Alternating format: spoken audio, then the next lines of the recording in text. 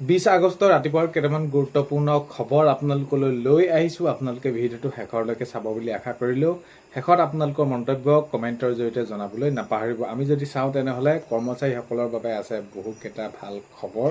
মুখ্যমন্ত্ৰী মহোদয়ে জনাইছে গুৰু দক্ষিণা হওক, অৰুণোদয় আঁচনি হওক, তো এইবিলাক সকলোখিনিৰ ওপৰত আজিৰ ভিডিঅ'টো হ'বলৈ গৈ আছে।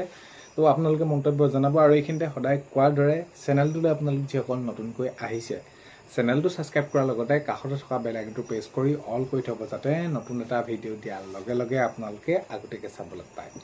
যদি ভিডিঅ'টো চাই ভাল পায় লাইক এটা কৰি দিব আৰু শ্বেয়াৰ কৰি দিব বুলি আশা কৰিলোঁ। এতিয়া প্ৰথমটো খবৰ যদি চাওঁ তেনেহ'লে মাননীয় মুখ্যমন্ত্ৰী মহোদয়ে কৰ্মচাৰীসকলক লৈ বহুকেইটা মন্তব্য কৰিছে। তাৰ ভিতৰত আটাইতকৈ গুৰুত্বপূৰ্ণটো হৈছে যে আমি কি হ'ব লাগিব, 10 বজাৰ লগে লগে আমি আমাৰ যি কাৰ্যালয় আছে তাতে আমি যাব লাগে আৰু 5 বজা হ'ল বুলি কোৱাৰ লগে লগে নিজৰ কাম সামৰি ঘৰলৈ আহিব লাগে। অৰ্থাৎ তো ইয়াতকৈ বহুত বেছি উপৰেঞ্চি, ইয়াতকৈ বহুত বেছি হেডেক লৈ তো এইবিলাক কৰিব নালাগে কৰ্মচাৰীসকলে। আৰু কৰ্মচাৰীসকলে তেওঁলোকৰ নিজৰ একোখন পৰিয়াল আছে, তেওঁলোকৰ একোখন ঘৰ আছে, তো সেইবিলাকত তেওঁলোকে সময় দিব লাগে। এতিয়া কথাটো হ'ল কি, এতিয়া বহুত ভাগে বেমেজালি হৈ থাকে।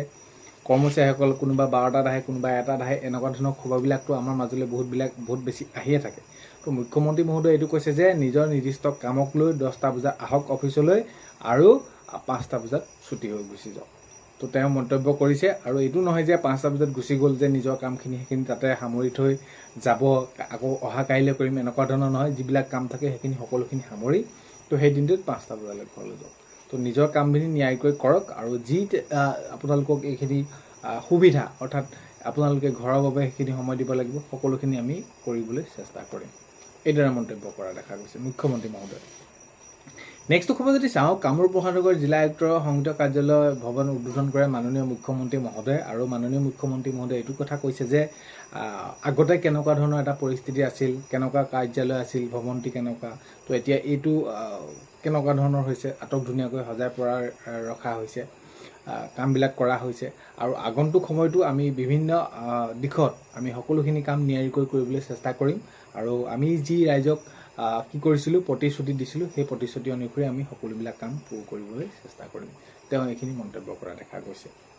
এতিয়া নেক্সটটো খবৰ যদি চাওঁ, কাজিৰঙা ইক' চেঞ্চিটিভ জ'নৰ সন্দৰ্ভত প্ৰতিক্ৰিয়া অখিল গগৈ ডাঙৰীয়া। অখিল গগৈ ডাঙৰীয়াই এইটো মন্তব্য কৰি কৈছে যে কোনো ধৰণৰ ক্ষয় ক্ষতি হ'ব নালাগে বন্য জীৱ জন্তুৰ, আৰু প্ৰাকৃতিক যিটো আমাৰ সম্পদসমূহ আছে সকলোখিনি আগৰ দৰে থাকিব লাগে, বাকী যি কৰিব বিচাৰিছে কৰক।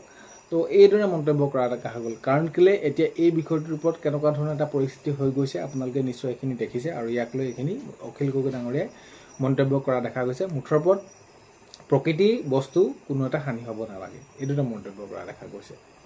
এতিয়া অন্বেষা শইকীয়াক মইতো মৰা নাই, এইদৰে মন্তব্য কৰিছে আৰিয়ান গোস্বামীয়ে। আৰিয়ান গোস্বামীয়ে মন্তব্য কৰি এইটো এনেকুৱাকৈ কৈছে যদিও কিন্তু প্ৰকৃততে কি ঘটনা হৈছিল আৰু কি কেনেকুৱা ধৰণৰ হৈছে, এতিয়া ন তথ্য পোহৰলৈ এইবিলাক আহিছে।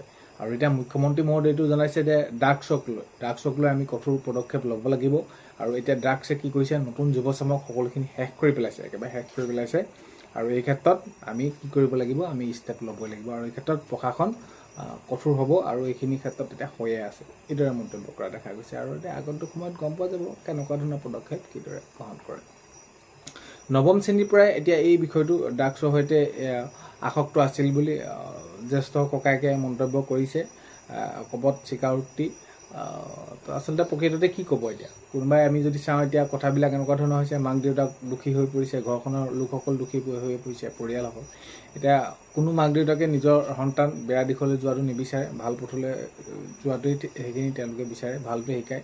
তো এতিয়া এইখিনি ক্ষেত্ৰত আমি যদি ডাঙৰ হৈ এইবিলাক কথা বুজি নাপাওঁ নিজেই, তো অলপমান এনেকুৱা ধৰণৰ খবৰবিলাক আহে। আৰু শিৱসাগৰত আটাচুৰ সভাপতি বসন্ত গগৈ সংবাদমেল, যি বানপানী হ'ল, মহাপ্ৰলয় হ'ল, এই ক্ষেত্ৰত এতিয়া চৰকাৰে কেনেদৰে কামবিলাক কৰিব লাগিছিলে আৰু কোনসমূহ কাম কেনেদৰে কৰিলে ভাল হ'ব, তো এই বিষয়খিনিক লৈ আমি যদি চাওঁ তেনেহ'লে এই বিষয়খিনিক লৈ তেওঁ সংবাদমেল সম্বোধন কৰা দেখা গৈছে। ডিফুত অভিভাৱক মন্ত্ৰী পীযুষ হাজৰিকা ডাঙৰীয়াই কৃষি জলসিঞ্চনকে ধৰি কেইবাটাও বিভাগৰ মুৰব্বীৰ বিষয়াৰে বৈঠক তেওঁ সম্পন্ন কৰে। তো আগন্তুক সময়ত কোনকেইটা এই যি কৃষি হওক, কৃষি ক্ষেত্ৰত কৃষকসকলক কিদৰে সহায় কৰিব পাৰি, বাকী জলসিঞ্চনৰ পৰা আদি কৰি এই সকলোখিনি কোনসমূহ কাম কৰিলে ৰাইজৰ সমাধান হ'ব, একেবাৰে সহজ হ'ব কামবিলাক, তো এইবিলাক দিশত তেওঁলোকে আলোচনা কৰা দেখা যায় আৰু আগন্তুক সময়ত তেওঁলোকে জনসাধাৰণক সেইখিনি সকলোখিনি সুচাৰুৰূপে কামবিলাক কৰি তেওঁলোকক সেইখিনি কি কৰে প্ৰতিশ্ৰুতি দিয়া দেখা যায় যে সকলোখিনি কাম আমি ভালকৈ কৰিম। এতিয়া উজনি বান পৰিস্থিতিক লৈ দেৱব্ৰত শইকীয়াৰ সংবাদমেল সম্বোধন কৰা দেখা গৈছে আৰু এইটো কথা কৈছে তেওঁ যে 15,000 পোৱাকলৈ বহুতখিনি খেলি মেলি হৈছে, সেইখিনি তেওঁলোকে পোৱা নাই আৰু এইখিনি সকলোৱে পাব লাগে বুলি তেওঁলোকে মন্তব্য কৰিছে। এতিয়া কথাটো হ'ল কি, এতিয়া আমি যদি চাওঁ এইটো সময়ত ৰাজনীতি কোনো নকৰি যি মহাপ্ৰলয়ত তেওঁলোকে যি প্ৰাণাক্ৰান্ত লোকসকল আছে সকলোৱে আমি সহায় কৰাটো আমাৰ কৰ্তব্য বা আমাৰ দায়িত্ব, সকলো আগবাঢ়ি আহিব লাগে আৰু সেইখিনি কৰিও আছে আৰু চৰকাৰেও সেইখিনি জৰীপ চলাইছে। আগন্তুক সময়ত সেইখিনি যিমান ক্ষতি হৈছে তাৰো ক্ষতিপূৰণ দিয়াৰ কথা ইতিমধ্যে ঘোষণা কৰিছে পূজা আগে। এতিয়া নেক্সট খবৰ যদি চাওঁ, কাৰ্যালয়লৈ নহাকৈ লাভ কৰিব লাগে জন্ম মৃত্যুৰ প্ৰমাণপত্ৰ, মুখ্যমন্ত্ৰী মহোদয়ে কৈছে। তো এই বিষয়টোৰ ওপৰত গুৰুত্ব সহকাৰে মন্তব্য কৰি কৈছে যে কাৰ্যালয় নহাকৈ সেইখিনি কাম হ'ব লাগে, জন্ম হওক বা প্ৰমাণপত্ৰই হওক বা মৃত্যু প্ৰমাণপত্ৰই হওক।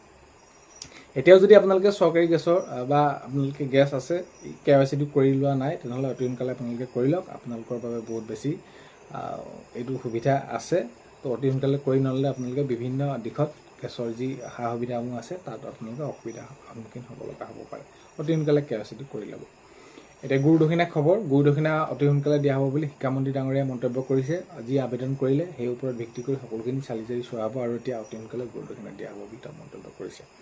অৰুণোদয় আঁচনি ভাল খবৰ, অৰুণোদয় আঁচনি এতিয়া অহা 10 তাৰিখে আকৌ এইখিনি যিসকল মহিলাই পালে যোৱা মাহত আকৌ তেওঁলোকে পাবলৈ গৈ আছে। বাকী যিসকল মহিলা নতুন তেওঁলোকে সেইখিনি এতিয়া সমজিলাসমূহত কি কৰা হ'ব, একোটাকৈ অৰুণোদয় সহায়ক হিচাপে এজন নিযুক্তি দি থাকিব, তাতে আপোনালোকে কি কৰিব উজোৱা আবুতিসমূহ দিব পাৰিব। যদি আপোনালোকে অৰুণোদয়খিনি পোৱা নাই, পাব লাগে, কেতিয়া দিব, কি কৰা, সকলোখিনি আপোনালোকৰ ভাল খবৰ। আজি 20 আগষ্ট ৰাতিপুৱা খবৰ এইকেইটা জনালোঁ।